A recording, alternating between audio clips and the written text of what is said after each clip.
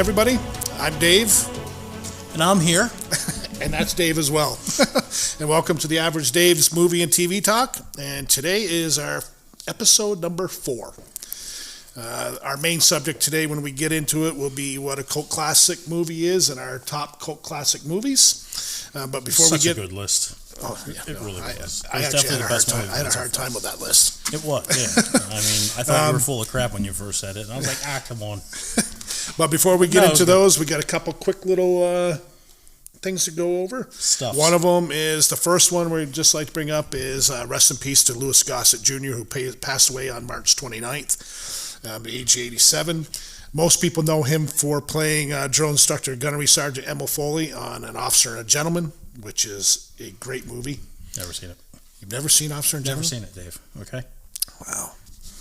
You need to watch that because he's really good. I will. And then also he was known for the miniseries Roots and a bunch of other movies. What I know him most for is the Dolph Lundgren Punisher, Yeah. which is an underrated gem if you've never seen it. It was actually pretty darn good. I guess you could say pre-Sony Marvel movies.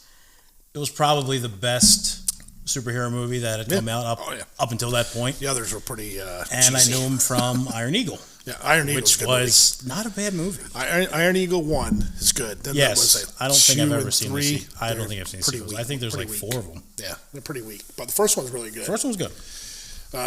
Just rest in peace to Louis Gossett Jr. And the second one is just getting into about Disney Marvel. They're at it again. A little bit. So everybody knows that last episode we talked about the Fantastic Four movie that's coming out and the casting choices that they did. We were okay with 2 of them. We weren't a big fan of 2 of them. Actually, I was okay with 3 of them. I mean, I really don't know too much about the girl. Yeah. I mean, the Thing's really just going to be a voice actor for the most part, and I love the guy who, they have playing the Human Torch. And it depends on how they. It depends on how they do the movie. Are they starting out before they become? I'm sure that they are, but up for most of the movie, he's going to be the Thing, which is just going to be like a voice actor. So this week they announced one of the villains for the movie, which is Silver Surfer, who's been around since the beginning of the Fantastic Four comics Herald in 1963. of Galactus. Yep, he's the Herald of Galactus. Excuse me?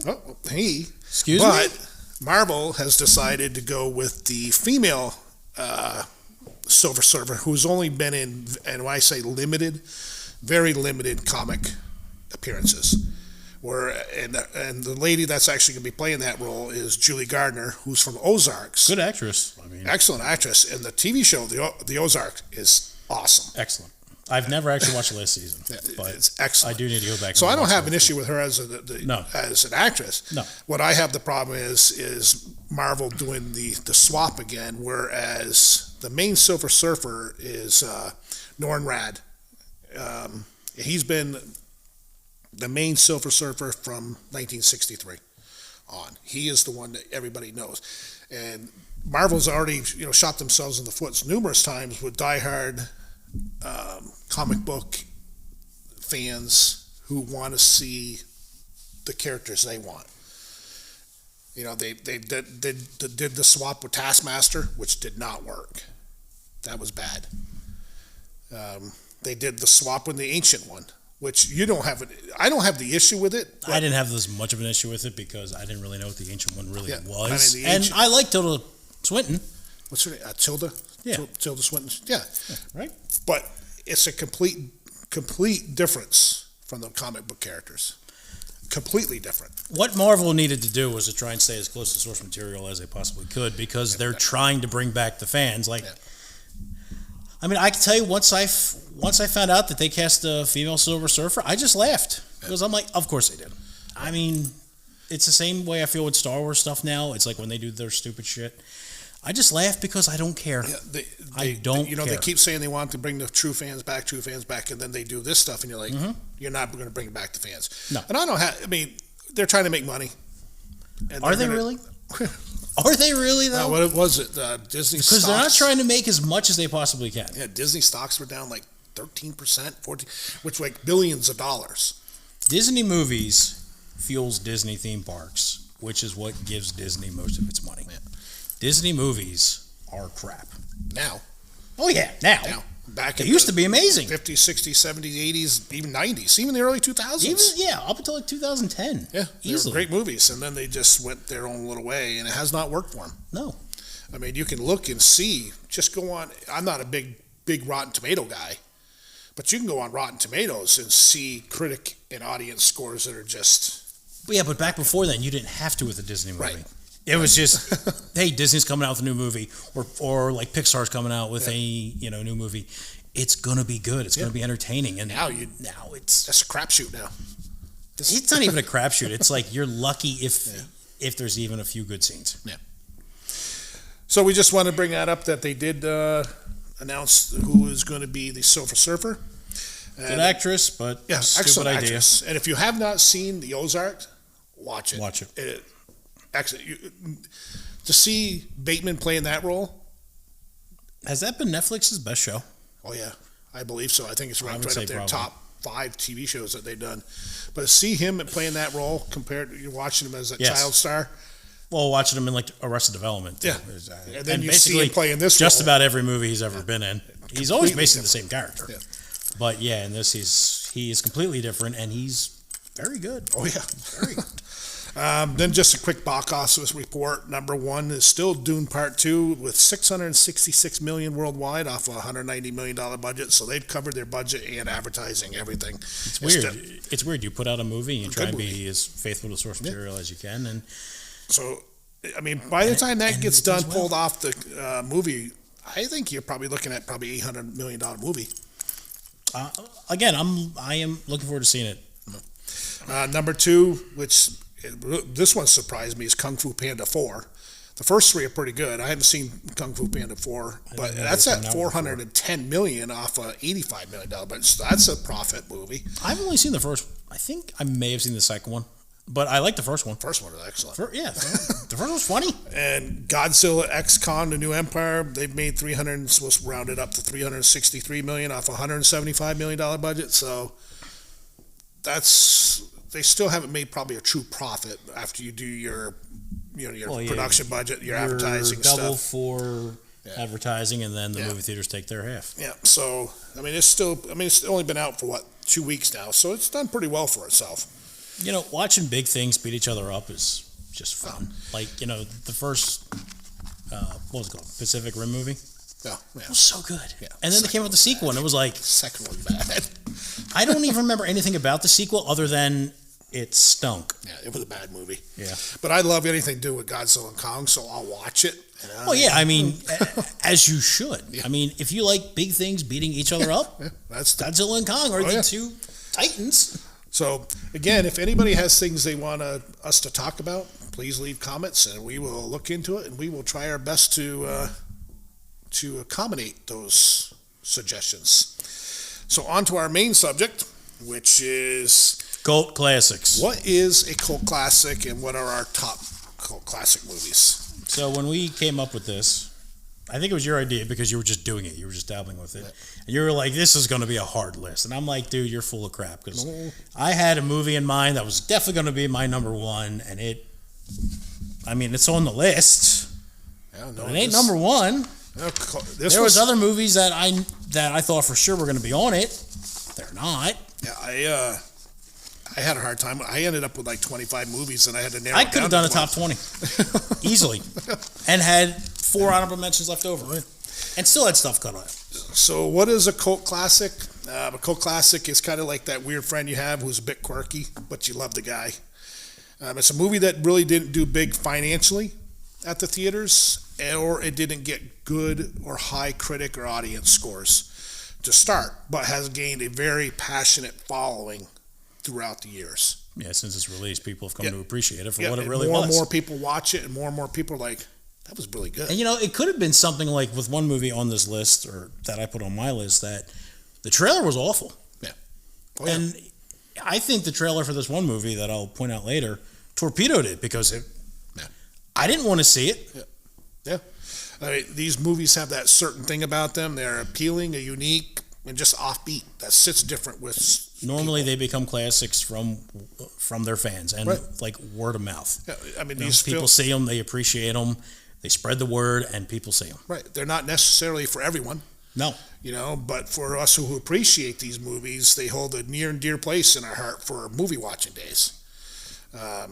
So you can think of a cult classic like a Diamond in the Rough with a very loyal fan base. I mean, some of these movies have very loyal fans. some of these movies are old timers too. Oh yeah, Like they were supremely underappreciated. yeah, underappreciated and did really bad with critics and didn't make any money. Some of these did not make money at all. No, some of them lost money. Yeah. I know they lost Oh money. yeah, I mean, I'm looking right down through here. I didn't write down what the production, No. costs were and what they made, Yeah, but might have I been can a look good at this list and be, yeah, that didn't do well. That didn't do well. So, did you do top 12 or you do your 10 or? I did 10 and 2 honorable mentions. Okay, so if you want to do your 2 honorable mentions, you can start this week. All right, then. My first honorable mention, I went with Fight Club. Came out in 1999, stars Edward Norton, Brad Pitt, and Helena. How the hell do you say her name? Bonham Carter? Yep. Bonham Carter? Yeah. Whatever. Fight Club is just, I mean, I figured that would make my top 10 list. I remember when it came out, not really hearing too much about it. And then one day I just picked it up, and I was like, damn, that was a really good movie. I've never been a big fan. All right, well, whatever. No, it just, I mean, it's good. I mean, it's okay, but it never really stuck to me for some reason. Well, if you've never seen Fight Club, check it out. Oh yeah, no, check it out. It's definitely worth checking out. I mean, it really is one of those movies that's not for everyone. It's, it's a bit of a darker movie, Oh yeah, yeah, very much. So. but it's like Edward Norton and Brad Pitt were just fantastic in it. Like they really were. That's actually probably one of the first movies, though, I really started realizing how good Edward Norton and Brad Pitt really are as actors. Well, it's probably the first one for Edward Norton for me. History of Violence came out before that, right? Yeah, but I don't think Not I've History seen it of before Violence, that. American History X. I mean. Yeah. I think that came out like 98. Yeah. And then there was, I think, like his breakout role was like Primal Fear. That's a That good was like, movie. what, 94, 95 with Richard Gere? Yeah, that's a good movie. That was a real good movie. And he stole the show in that yeah, movie. yeah. But I hadn't seen it Yeah. up until that point. And my second honorable mention, I went with Fargo. I was actually surprised this movie was considered a cult classic because I've always loved it. Yeah. But it came out in 1996, stars Frances McDormand, William H. Macy, and Steve Buscemi.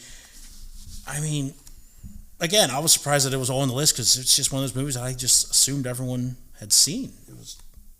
It's Fargo. Yeah, they even came out with a TV series. They did come out with a TV series. I haven't watched it yet. I haven't seen I don't it. know if it's any good or not, but yeah, Fargo. Great movie. All right. So my 2 honorable mentions. Number 12 is Spaceballs from 1987 with John Candy, Bill Pullman, and Rick Moranis. Probably one of the greatest spoof movies to be done. It's a direct spoof of Star Wars. I mean, The Shorts is with you? It is hilarious. It's a Mel Brooks movie, so you got to appreciate Mel Brooks' comedy as well. But who doesn't? Right. Well, there's people out there that don't. And they're weird. But watch Spaceballs if you have it. It's a great spoof movie. My number 11 is Tremors from 1990, starring Kevin Bacon and the late Fred Ward.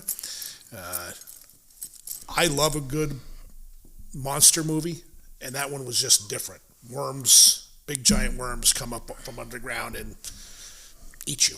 Never seen it. Never seen Tremors? You got to watch it. Wow. Now there's like Tremors up to like 6, I think, and all the sequels are horrible, but the first one is really good. All right. So watch it. So to kick off my list in earnest, my number 10 was, and I think it's a great movie to start off the list, Shaun of the Dead, 2004. Simon Pegg and Nick Frost. Great movie. I mean, it was the first of the trilogy they did with, God, I should have put the director in here. What the heck was his name? Do you remember? I do, but it's not Yeah. coming to me. I know. I'll think of it later tonight. Yeah, but they really did basically a trilogy of movies that weren't really connected, but they were sort of connected in spirit. yeah, kind of loosely Yeah. connected. Yeah. You could actually buy them. It's called the Three Flavors Cornetto Trilogy. And it's Shaun of the Dead, it's Hot Fuzz, and it's The World's End. Yeah. All three of them are just a great time. Yeah.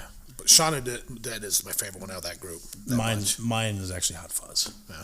But Shaun of the Dead's it's like 1A and 1B. Yeah. Shaun of the Dead is just so good. My number 9, Dread, 2012, starring Carl Urban, Olivia Thirlby, and Lena Headey from Game of Thrones. Yeah. Lena Headey. Yep. Headey. Whatever. Yep. But this was the movie that the trailer killed it for me. Oh, yeah. The trailer bad. It was so bad. Like, it was back when they were trying to promote the whole 3D thing. Yep. So I thought that this movie was like just going to be a gimmick to push this whole 3D technology. And, like, 3D movies gave me headaches. So I really didn't have any interest in seeing it. One day I went to Walmart on my day off. My day off was Tuesday. So, and like that's the day that new movies were released. And I get to the end cap where they have all of the new releases, and there's one copy of Dread left. And I wouldn't have bought it, except for the fact that there was just one copy left. And I'm like, why is there only one copy of this movie? I'm like, it's got to be good.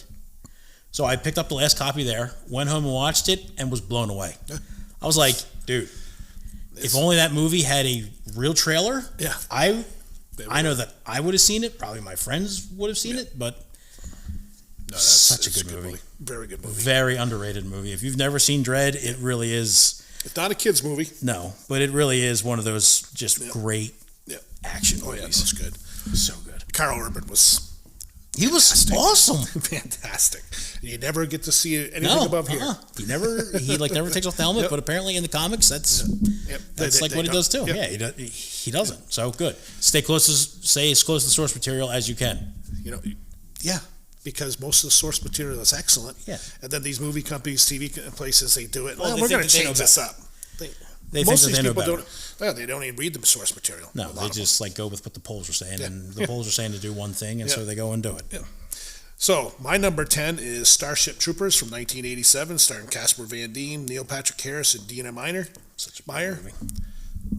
It's a space movie about soldiers fighting insects. It's so good. It is so good. It's so good. And got horrible ratings. I remember as a kid seeing like buses, like New Jersey Transit buses. I grew up in Jersey with big Starship Trooper billboards on the side of these buses, and I remember thinking, I really want to see that movie. It's really cool. It looks really cool. The sequel was bad. The cartoon was good. Yeah, there was the Roughneck Chronicles. Yeah. That was actually a really good show. Yeah. Well, there was actually sequels, and I think there were the fourth. No, there is 3 or 4 sequels. Okay, I'm counting this cartoon too, so yeah, there could be. No, I mean there was I think for Starship Troopers 4, Casper Van Dien comes back to play Rico. Yeah. And it still stunk. Yeah. Just because it probably had a budget of $16. Probably. Yeah. So my number 9 is Heavy Metal 1981 from 1981, and it's an animated movie starring. Anybody that was around in 1981 for people, it was in it for voices. John Candy, and just on and on and on. One of the best soundtracks movies you'll ever want to listen to, but it's a multi-part movie broke up into different parts of different short stories. It all takes place in the future. It's animated, not for kids, but I watched that probably 1981, 1982, so I was probably 14 years old. It's sci-fi, right? Yeah. Because I've seen Heavy Metal 2000. No, nowhere near as good. I liked Heavy Metal 2000. Well, if you like then you need to watch 1981. All right. A little dated now, you watch it, the animation style and stuff, but it's so good. So good. I grew up when I dated animation stuff, so that's but the soundtrack, everything from AC/DC to Zeppelin to April Wine. So some heavy metal? Oh, yeah. It's all heavy metal for heavy metal. All right. My number 8 was The Thing. Came out in 1982, starring Kurt Russell. The thing is, it's just, I don't know. I guess I could say it's my favorite horror movie. It's one of my favorite horror movies of all time. It's one of my favorite sci-fi movies. Yeah, sci-fi horror. Yeah, it's just so good. It's about these people at a outpost up in Antarctica. They encounter this alien, who can mimic people, and So it's just And Kurt Russell Check- is excellent. check it out. McCready, Yeah. and that cheating bitch of a chess machine. And my number 7 was The Princess Bride, 1987, starring Carrie Elwes and Robin Wright. I think I'm saying his name right. I don't think he even knows how to say his name. But it's sort of a cheesy fantasy movie, but it's so fun. I forgot all about that. Even on my top 25s, forgot all about that. That is insane, Dave. Yeah, I know. But it's based on a book. Yeah, that's right. It is. Yeah. It is based on a book, and it doesn't take itself too seriously. And the characters in it are just, all of them are just lovable characters. Even the bad guys. They're actually, the bad guys are actually The kind of bad funny. guys are funny. He actually, Gary, however he pronounces his name. Elwes, He did Robin Hood Men in Tights. Yes. And then he was in Glory. Another He was in Glory Mel as Brooks one of the movie? majors there. He was in Twister. Yeah. He was like the bad guy. Yeah, he's a really good actor. Yeah. He was in, what the hell was the name of it? Soul, the first one. Oh yeah, that's right. He was. Yep. He's in a lot of stuff. So my number 8 is one of the most underrated horror vampire movies to be ever made. That's Stakeland from 2010 with Nick D'Amici and Connor Paolo. It's kind of more of like that post-apocalyptic world with the vampires. Mm-hmm. And these guys hunt vampires. It's violent, but it's so good. I used to watch like me and one of the guys at work when he worked there. We used to look for like low budget movies to watch. We ended up finding Stakeland. That was awesome. We ended up watching Turbo Kid. That was awesome.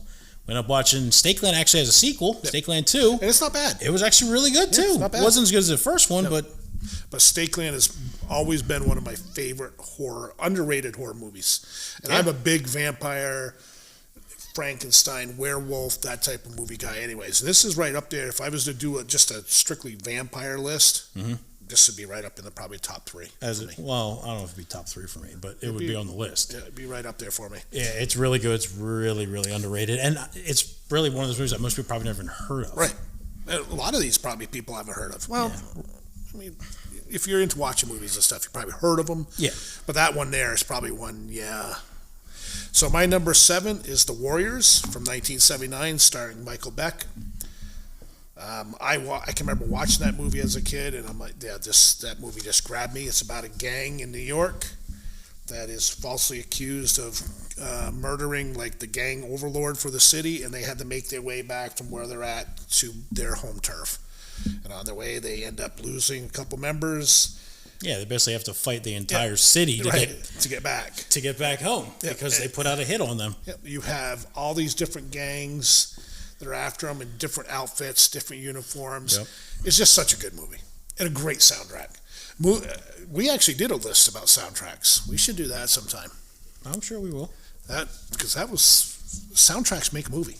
Scores and It can. soundtracks can make a absolutely movie, can. make or break it. Yeah. All right. My number 6 is a sci-fi gem called Serenity. Came out in 2005, starring Nathan Fillion, Summer Gall, and Alan Tudyk. I don't know. Tudyk. However you say that. I think it is. I think it's Tudyk, but I don't know. He was in Star Wars. I probably should. Yeah, he was. He was the voice of the robot, and he was in Tucker and Dale versus Evil. And he was the voice of Sonny in like iRobot. He's been in a crap ton of stuff.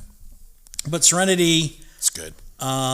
So underrated. it is a super underrated sci-fi gem. It was actually, the movie is actually the completion of a television show. It only ran one season. Again, another underrated. Supremely underrated show called Firefly. I highly recommend you check out Firefly and then watch Yeah, Serenity. if you're into sci-fi, Star Wars, Battlestar Galactica, Star Trek, that sort of stuff, Firefly is right up there. This was Josh Whedon wanted to make some sort of Western in space. It's good. And it's actually a crime that it didn't get a few more seasons because the potential was there. Oh, yeah.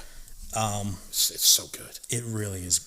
It's really, like, I'm glad that they made the movie to, like, finish it off, but it kind of annoys me when I think of it because they should have actually had some more seasons. Oh yeah, it deserves it. Well, they lived The writing, Yeah. the cast was all spot on. Yeah.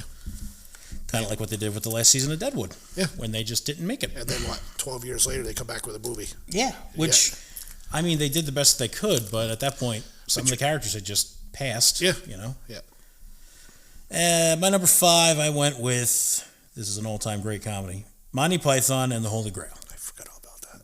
Yeah. Forgot all about that. 1975, it stars the Monty Python comedy troupe, which the main guys are Graham Chapman, Terry Jones, John Cleese, Michael Palin, and Eric Idle. Yep.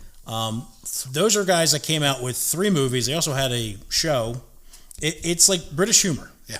But it's British humor at its best. Yeah. It's what year was it really again? good. 1975. Yeah, so you got to really... It was a very, very low budget movie. That's why they have the like squires following them, clapping the coconuts instead of like horses. They couldn't afford horses. I mean, it's a classic all-time comedy. It is. But it's so good. All the little one-liners that are thrown in with some serious notes. Black Knight. Yeah, the Black Knight. It's so funny. The Creature. The Creature. The the Pyromancer. Yep. Tim. Yep. So good. But yeah, they came out with 3 movies. They came out with The Holy Grail, Life of Brian, and The Meaning of Life. Holy Grail is the best. Life of Brian is a close second. Yep. And Meaning of Life was very good. Yeah, it was definitely the most different because it's almost like 3 or 4 different movies. Yeah. Or like stories that they just combine into one. But I would go with that order. I would go the same order. Yeah. But all of them worth seeing, especially if you like British humor. Oh yeah. Oh yeah. I mean, I grew up with my grandfather who used to watch Benny Hill, and you could not put that on TV today, at all. Probably not. There's a lot of stuff you can put on TV today, which we'll get into eventually. Yeah, you're going to do that. Number 6 for me is Dread from 2012. Carl Urban and Lena Headey. I mean, you've pretty much said everything you need to say about it. It's just so good. I really think that movie was destroyed by its marketing. Yeah. Oh yeah. It was bad marketing from right on through. Yeah. It was, but the movie is so good. The movie's so good. I mean, it had twist in it. It was wasted opportunity. There should have been either sequels or some sort of TV show that sort of carried on the story. I mean, something. They kind of left it open for a sequel. They did. That's what I said. They should have. And I believe Carl Urban wants to do it again. I know he did. I don't know if he still does. Yeah. I mean, it would be so good to see that again. Yeah, it would be. So my number 5 is Flash Gordon from 1980, starring Sam Jones and Max von Sydow. Flash Gordon is one of the first sci-fi characters that I really got into. It came out after Star Wars, came out after Battlestar Galactica, but I read the comics, read the Sunday newspaper comics, and then the original black and whites on the Matinee at the Bijou. This movie definitely needs a remake. Aren't they trying to? Well, they've talked about it for so long. I mean, yeah, I've heard them talking about it for seemingly a decade. But it's so good. Sam Jones pretty much is really his only big popular role he ever. He's in a lot of cameos, like in Ted. What do you mean? He's in Ted. Ted. He plays Flash Gordon in Ted. I've met him a couple times at Comic Cons. Down to earth dude. I mean, he'll talk to you all day about it, and not push you through just to get you his autograph and money. He'll sit there and talk to you about it. Good. Flash Gordon from 1980. I'll have to check it out sometime. Excellent movie. I watched it now. It's very dated. I watch it now and I'm like, okay. But it's so good. It definitely needs a reboot. Hey, you know what? Sometimes those like old cheesy things are still great. Like I think of like for me personally, I love the old Jackie Chan movies from the 70s. Yeah. You know, it's like it's like the same 3. Now I also like them dubbed in English because it's like the same 3 voice actors. Oh yeah. It's like the stupid sound effects. Yeah. It's the stupid kung fu styles, but it works and it's cheesy. Yeah. But I love it. It's fun. Yeah. Like we said in the last episode, it's about what makes you feel good. Yeah. It's fun. Right. art is subjective. Yeah, that's all that matters. I watch a show or a movie and I feel good about it. I'm like, okay, I don't care what you have to say about it. I liked it. Good. So, well, you know what I mean. You also own episode 9. Yeah. Well, you got to do it. Well, yeah, but I don't own it, and I never will. Well, I'll give it to you so you can watch it. Yay. Is it my turn? Yeah, it is. All right, my number 4, and this was one that I thought would be competing for. I thought this one would be like number 1 or number 2, and that is American Psycho. Came out in 2000. Christian Bale, William Dafoe, and Reese Witherspoon. If you've never, it's based on a book, is it not? It is. It is based on a book. And Christian Bale plays Patrick Bateman, who's possibly a serial killer. Possibly. You know, I mean, yeah, I mean, he was so good. This was probably his breakout role. Oh, it had to be. He was so good. He was scary. How he could split from one to another on his emotions and stuff. Just be talking to you 1 second, turn around, go behind you, and yeah, then you know you're like hearing his like inner monologue too. It's oh yeah, it's so good. Check it out. Do yourself a favor. Check it out, especially if you're like a serial killer movie fan, even like a comedy fan, because there's a lot of funny scenes in it. Like, oh, there is. It's a dark movie, but it's got a lighter side to it too. Yep. And Christian Bale is just amazing in it. William Dafoe's in it in like a few scenes. He's like a private investigator, and Reese Witherspoon plays his girlfriend in it. And But Christian Bale was just... Yeah, Christian Bale stole this movie. This was definitely a character-driven movie. Yeah. This was Patrick Bateman's story. Yeah. And it's worth the watch. You will thank us. Yeah, it's good.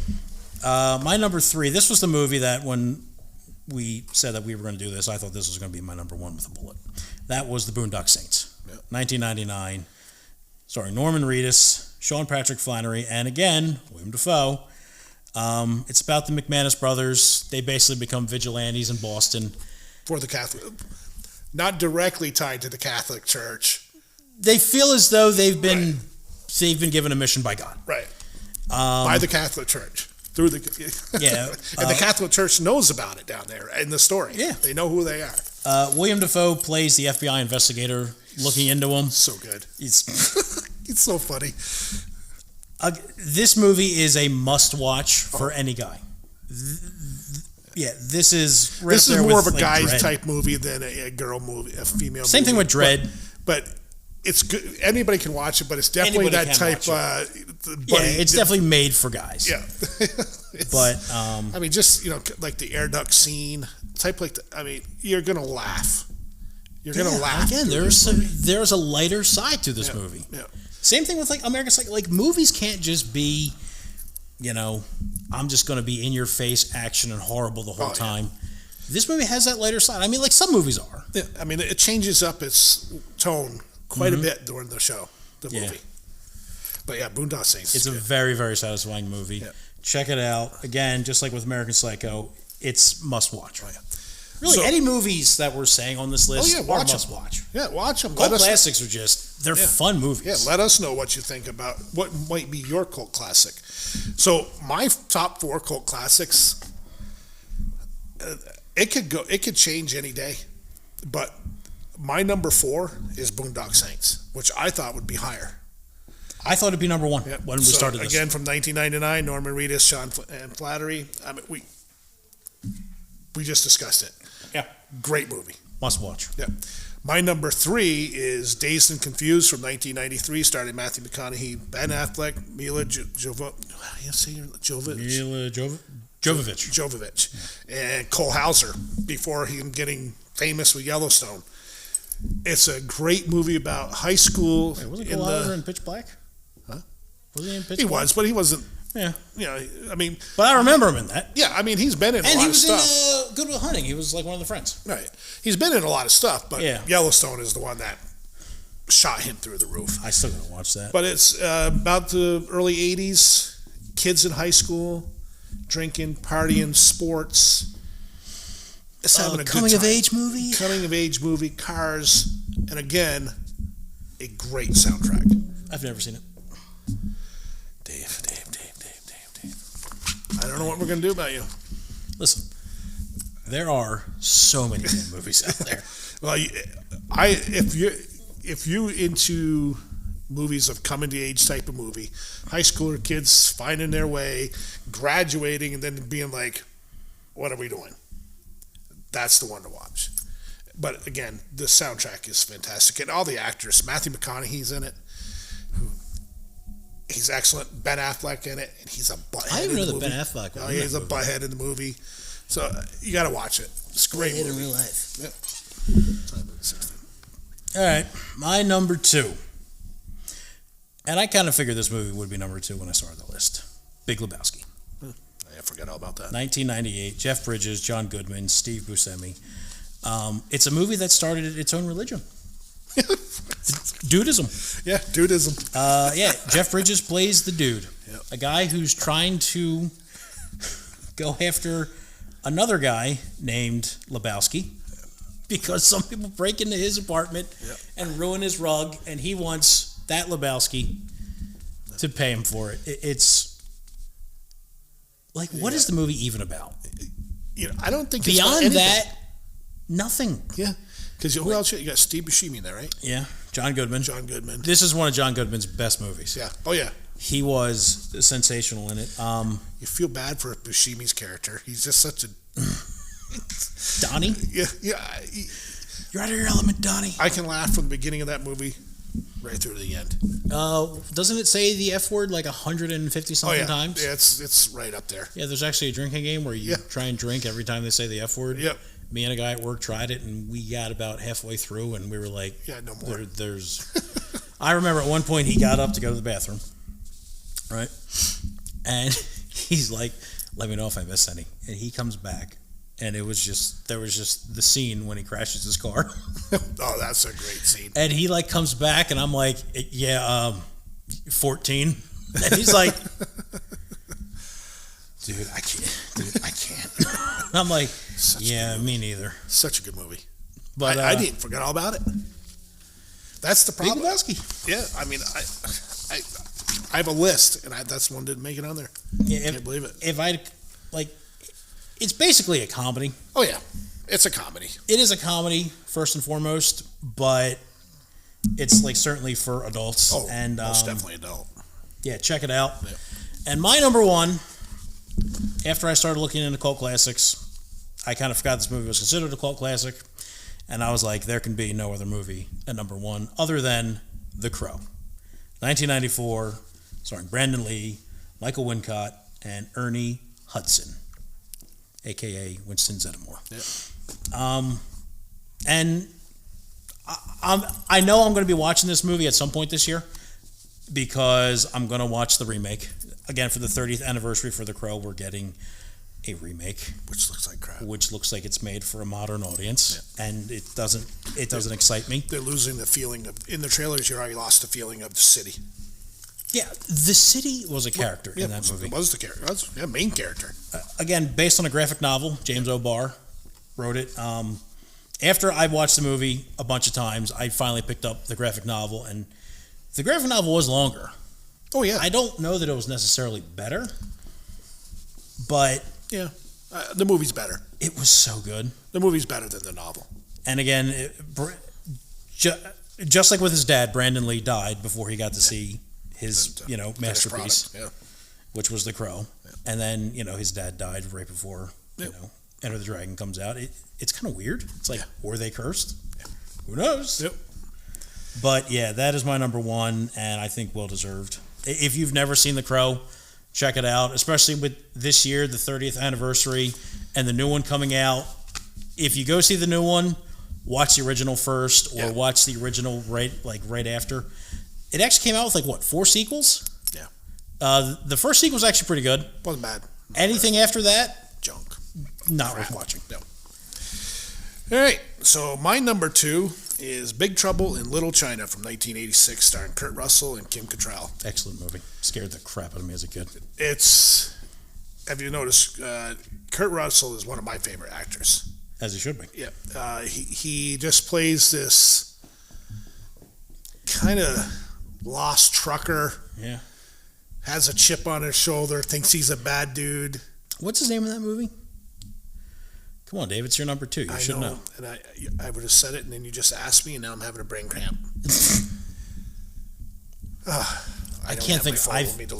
I've only seen the movie like twice. I saw it once as a kid, and I saw it once a couple years ago. And as a kid, it scared the crap out of me, and rightfully so. No. A couple years ago, I checked it out, and I was like, "Man, that movie is really good." But I can also see why it scared the crap out of me, and it took me probably 30-something years to watch it again. Jack Burton. That's it, Jack Burton. It's kind of like a Chinese mythology mixed in with modern New York and all the weird. There's like living gargoyles and monsters and witches and wizards. It's a strange movie. It's strange, but man, is it fun! Oh, it's fun. It is so fun. And they're talking about rebooting that, and I'm like, no. Yay! Certain things leave it alone For a modern audience. Yeah. Well, they're doing The Crow. Yeah. My number one is The Crow. As it should be. 1994, Brandon Lee. We don't do these lists together. We do them separate, but we do go over them together. And our lists were pretty different. I don't think we had any same ones on here. Well, Dredd. The Crow, we just had. Right, The Crow and Dredd. Boondock Saints. And Boondock, yeah. But The Crow is...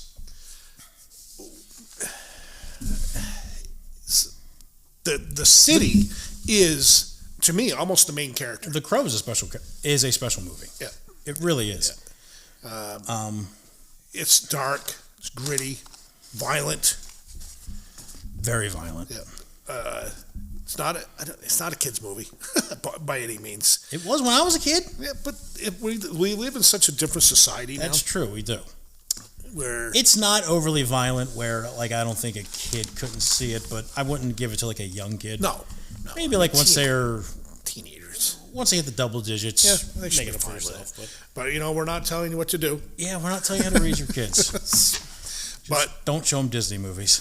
Don't show them Disney movies. But yeah, when we first started this, movies. Army of Darkness, I thought was going to make the list. Office Space, yeah, The Warriors. Yeah, I have Clerks. Fear and Loathing in Las Vegas is based on the Hunter S. Thompson book. Yeah. It's a movie that I saw once when I first saw it when I was 19 years old. Didn't like it. But my whole next day at work, I couldn't stop thinking about it. There was a couple scenes that just stuck with me. It's a Johnny Depp, Benicio del Toro gem where it takes place in the 60s. Yes, late mid-60s, yeah, I think. Where Johnny Depp is a journalist and Benicio del Toro is his... the reason I'm going into this is because it's worth watching. Yeah. But Benicio del Toro is his attorney, and they go to Las Vegas to cover some sort of dirt bike race out in the desert, and they are just high on every drug known to man the entire trip. And just the shit that they get into. Oh yeah. No, it's a fun movie. It's so fun. What's her name? Christina Ricci has a little role in it. I forgot to mention movies like They Live with Roddy Piper, Adventures of Buckaroo Banzai. I could go down a whole list. Last Action Hero, which is an Arnold Schwarzenegger gem. Yeah. It is a comedy movie, action movie. Never liked that movie. I don't care. You're an idiot. It's so good. Check it out. Don't listen to him. Yeah, don't listen to me. His list, just throw it away. Except for The Crow. Yeah. Except for The Crow. Yeah. But, so, that's our list of cult classics. That's a tough list. What we see what a cult classic is. So many good stuff was crossed off here. Mad Max, Blues Brothers. Yeah. There's... The Shining, but The Shining's really only good if Jack Nicholson is on the screen. Yeah, the rest of the movie is not so great. When he's on the screen, you can't take your eyes off it. Yeah, but when he's not on the screen, I don't think The Shining's that good. No. There's a couple scenes with just the kid. Yeah, but really just the woman who plays his wife. To me, I think The Shining is one of the most overrated horror movies ever be made. Maybe I'll tell you, when Jack's on the screen, no. When he's not on the screen, okay. Yeah. So that's our cult classic movies. The one thing we're just going to talk to you about before we leave is our next episode. It's going to be a good one. It's going to be a good one. It's going to be one that I'm looking forward to prepping for. That will actually it'll be about Star Wars. It's going to be called the May the 4th Be With You special, which in the world of Star Wars, May 4th, because it goes with May the 4th, they just changed it to May 4th, Be With You, is all about Star Wars. We're only going to do Good Star Wars. good Star Wars. We're not going to talk We're about. not doing modern Star Wars. We're We're not going to going to do talk about the Star Wars for a originals. modern audience. Yeah, episodes 1 through 1 through 6. 6. Only 1 And through I 6. might probably talk a couple You about can a probably couple of talk the about animated Clone Wars shows a bit. because there's a couple of the anime shows that are really good from 10, 15 years Well, ago. there was a Clone Wars show. Then there was like 2 different Clone Wars shows. Remember that? yeah, Like and one you of got- them was like computer graphics. The other one was like, the more traditional animation. And I like that one better. They were both really good. Yeah, and I love Rebels. Rebels is excellent. Rebels is Disney. So so our next special, show will be about Star Wars. It's going to be called May the 4th Be With You Special. Hope you guys tune in for that.